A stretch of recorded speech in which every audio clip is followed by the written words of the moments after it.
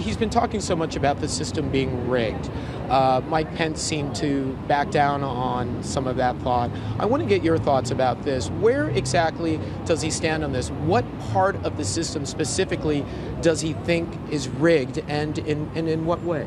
So anybody who reads a newspaper online or in print or has a remote control probably has recognized that in many ways the fix is in for Mrs. Clinton when it comes to the mainstream media. That's not everyone, and I think that people are smart enough to figure out what they think is news. I think these days, particularly with Mr. Trump involved, the news is just presuming what people want to talk about. And I've noticed that she spent tens of millions of dollars just in negative advertisement. Her entire campaign is about Trump. It's not about Obamacare. It's not about ISIS and national security. It certainly isn't about economic growth and lower taxes.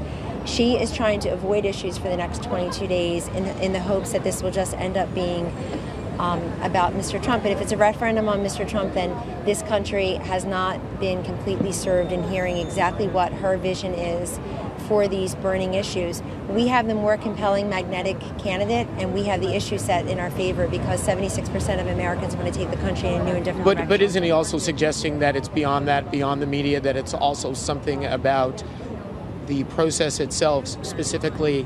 Isn't he suggesting voter fraud?